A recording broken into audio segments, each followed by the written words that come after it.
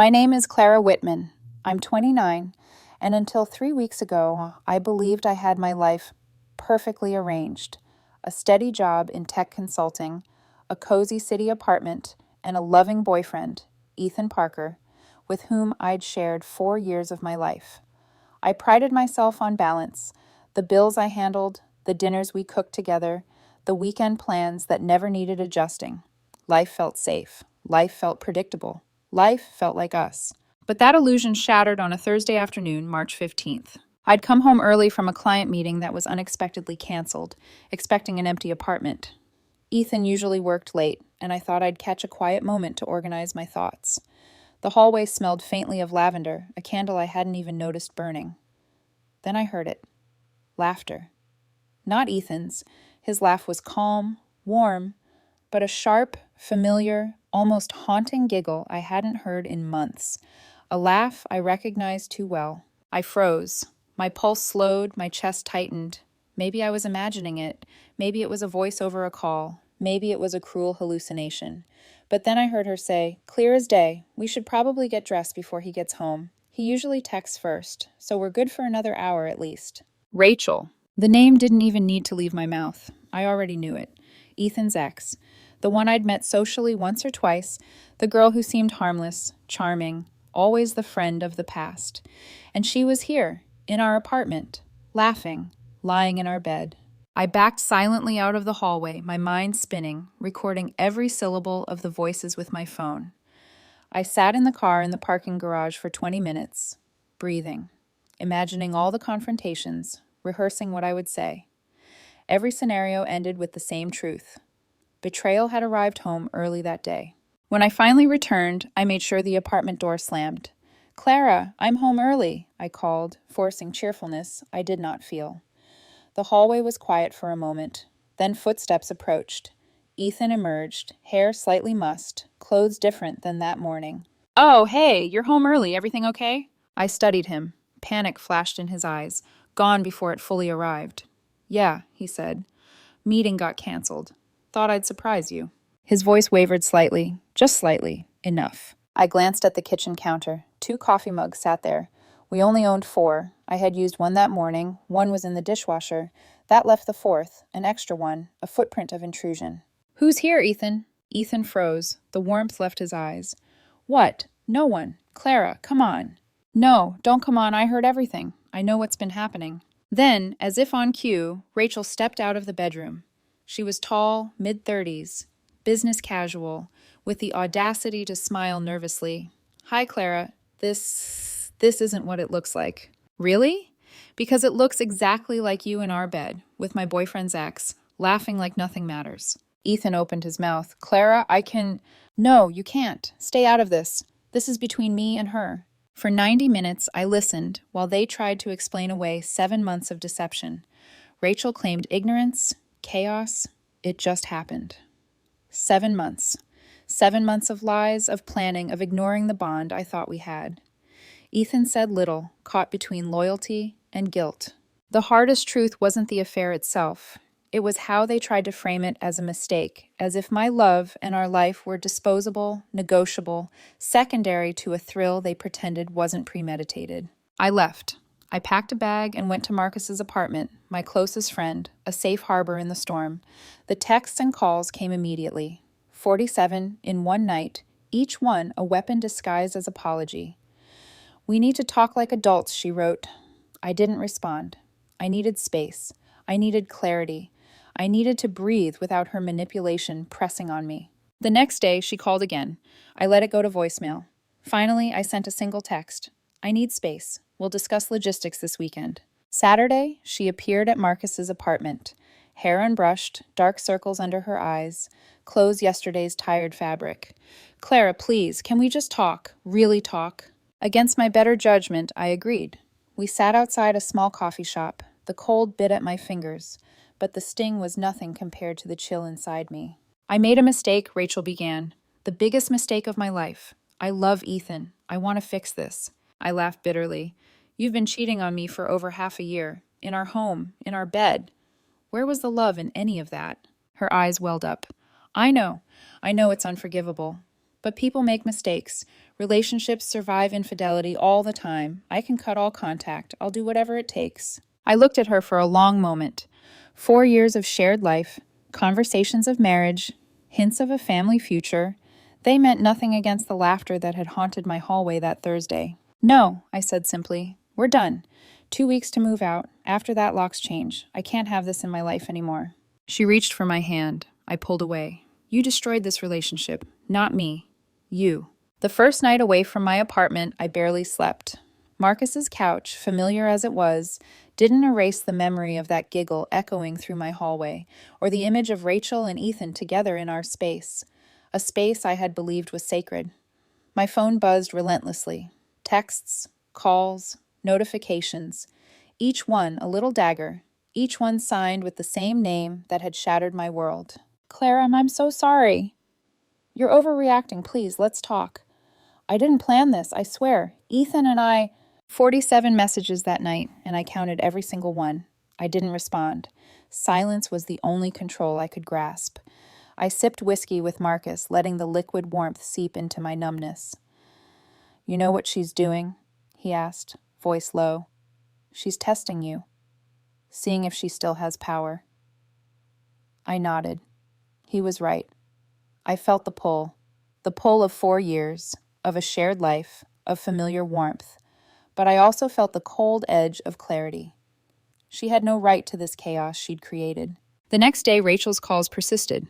6 more, unanswered. Finally, I typed a single line. I need space. We'll talk logistics this weekend. Saturday arrived, sharp and gray. I hadn't told Marcus she might come, and yet, standing on the doorstep, hair unbrushed, clothes worn from yesterday, she looked like the ghost of someone I once trusted. Her eyes, desperate, haunted. Clara, can we just talk? Really talk? I let her in. We walked to a nearby coffee shop, sitting outside despite the chill that bit my fingers. The city seemed oblivious, people passing by, unaware of the collision of histories, lies, and shattered trust happening in a quiet corner. I made a mistake, she began, voice trembling. The biggest mistake of my life. I love Ethan. I want to fix this. I cut her off with a bitter laugh. You've been planning this for 7 months. You lied every single day. Love doesn't happen in our bed while the other person is at work. You've weaponized my trust, Rachel. That's not a mistake. Tears fell freely now. I know it's unforgivable, but people survive infidelity. We can do counseling. I'll cut all contact with Ethan. I'll do whatever it takes. Please. I stared at her, seeing her desperate charm for what it was. Manipulation cloaked in vulnerability. 4 years, countless conversations about marriage, dreams of the future. They meant nothing against the reality I'd walked in on. No, I said simply. We're done. 2 weeks to move out. After that, I'm changing the locks. There's nothing left for us here. She reached for my hand, eyes wide, pleading. I pulled away. You destroyed this relationship, not me. Not my love, not my patience. You. She left crying. I felt nothing. Numbness, yes, but clarity too. For the first time in months, I was untethered from her chaos. The 2 weeks that followed were a lesson in human persistence and audacity. Rachel came by to pack her things multiple times. Each visit was a performance, pleading, apologizing, manipulating. I miss you, she said one afternoon, folding clothes into boxes. Should have thought of that before, I replied evenly. My voice carried no warmth. Everyone makes mistakes. That doesn't excuse this. She paused, breathing heavily. Clara, can I keep a set of keys, just in case? I laughed silently to myself. Just in case. As if 4 years of trust, 1 betrayal, and 7 months of deceit could ever justify a key to my home. Friends, right? She asked. Friends don't do this, Rachel. I kept it short.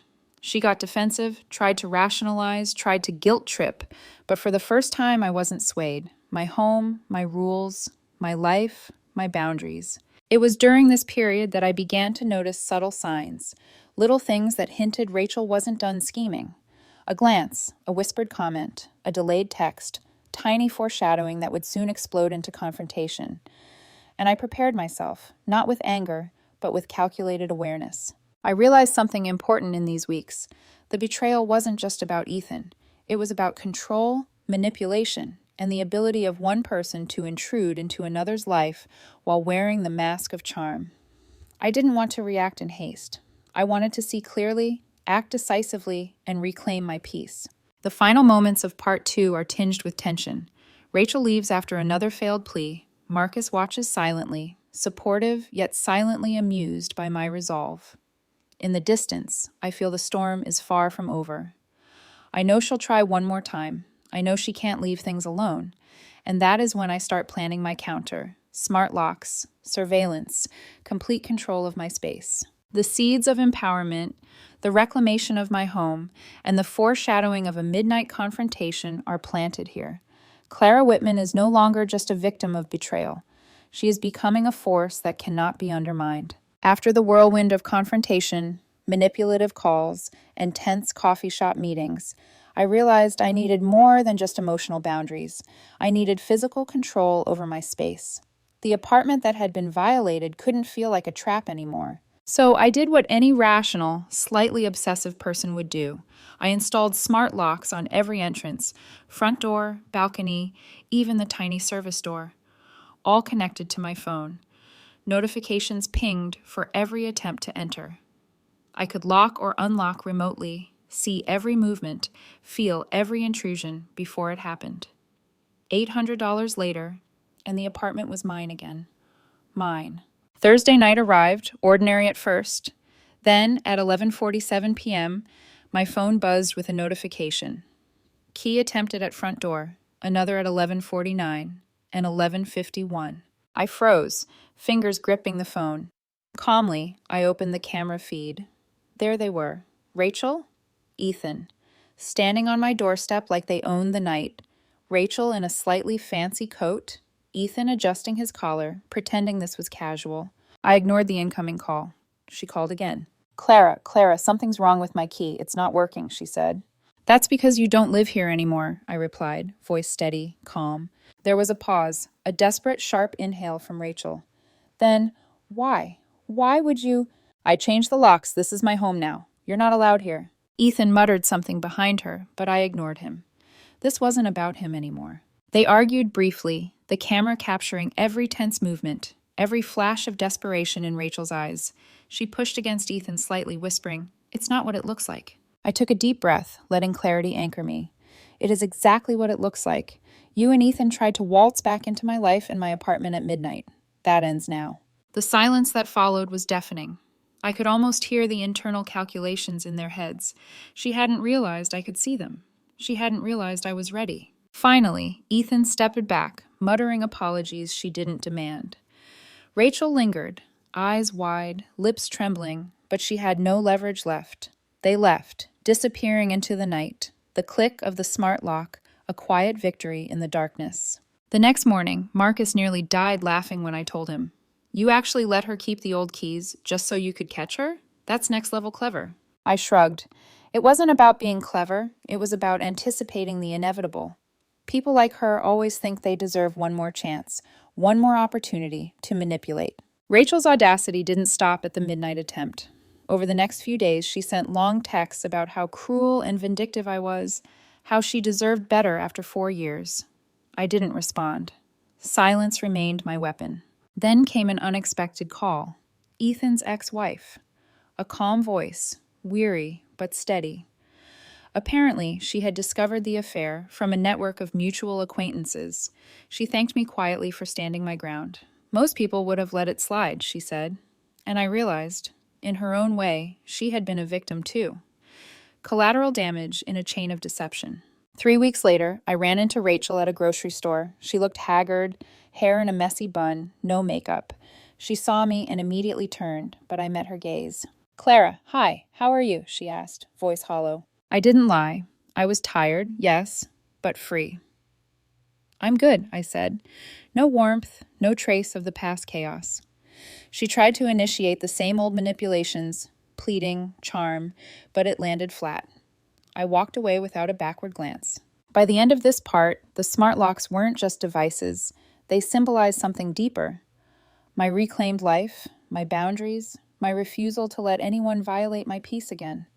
Clara Whitman wasn't just surviving betrayal. She was mastering the aftermath. Life settled into a cautious rhythm. The apartment, once a stage for betrayal, now felt like a fortress.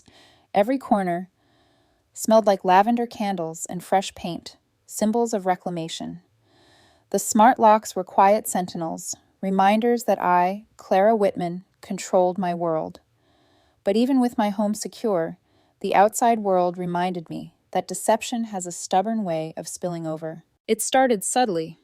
Mutual friends whispered, asking about Ethan and Rachel, their curiosity innocent, yet prying. I deflected with practiced calm.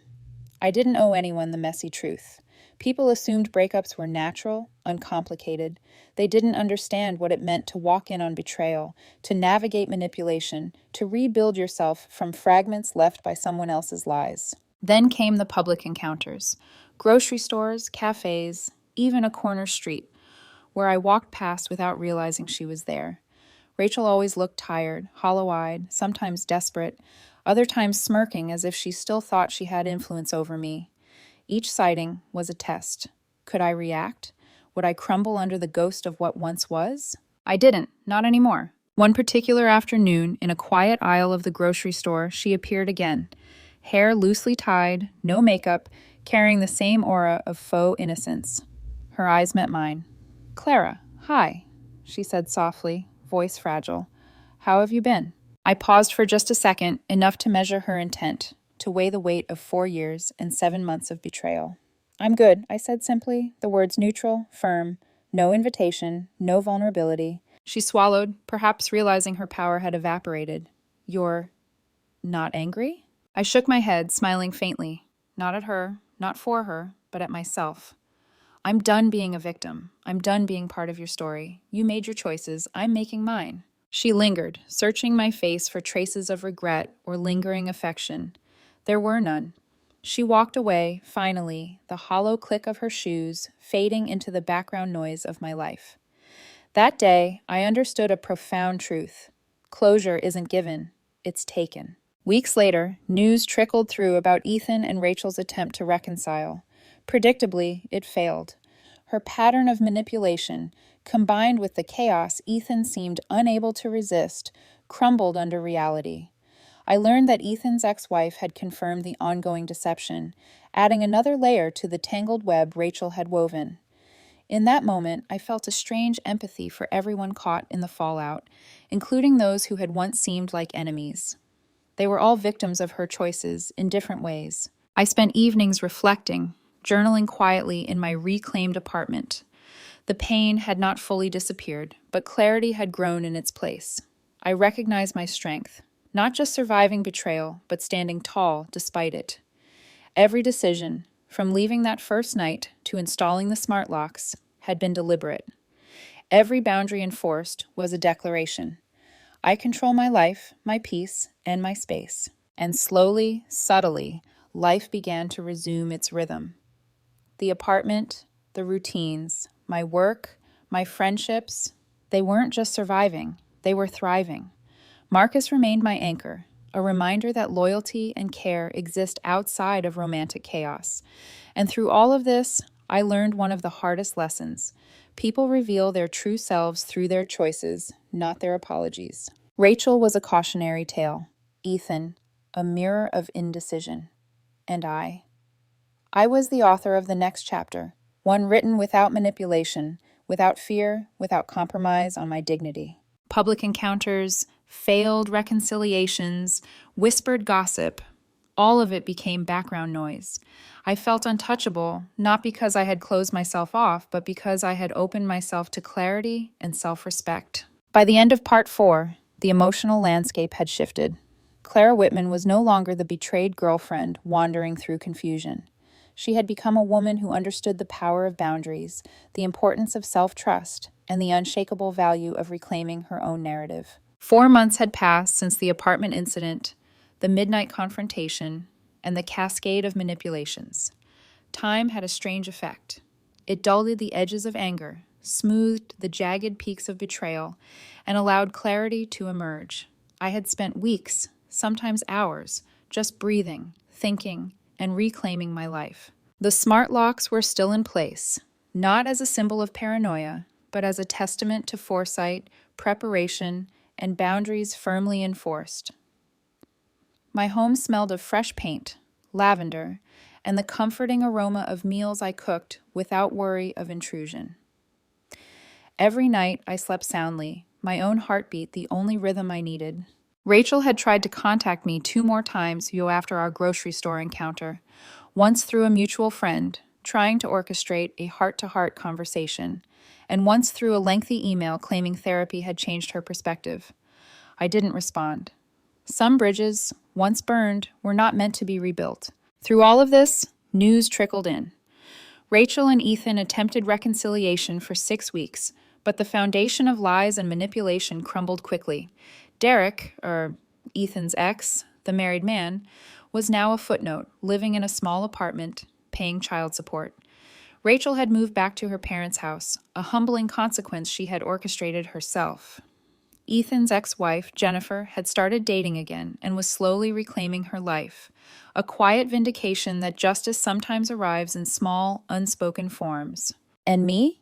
I began dating again, cautiously, gently, without urgency or expectation. Therapy had helped me understand that Rachel's betrayal said everything about her character and nothing about my worth. I no longer questioned my intuition.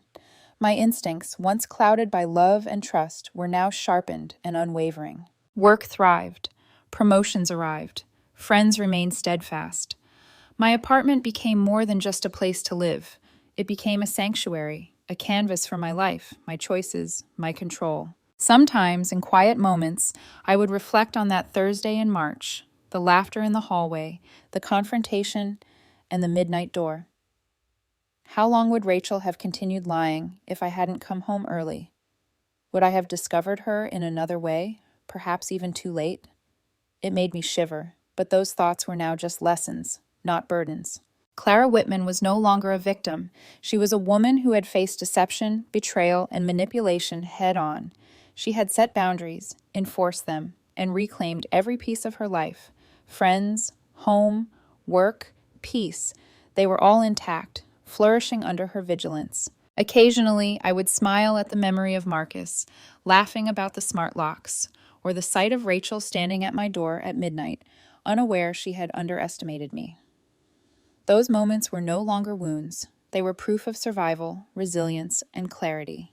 And most importantly, I had learned, trust your instincts, protect your peace, stand firm in your worth. Life was not perfect, but for the first time, it was entirely mine.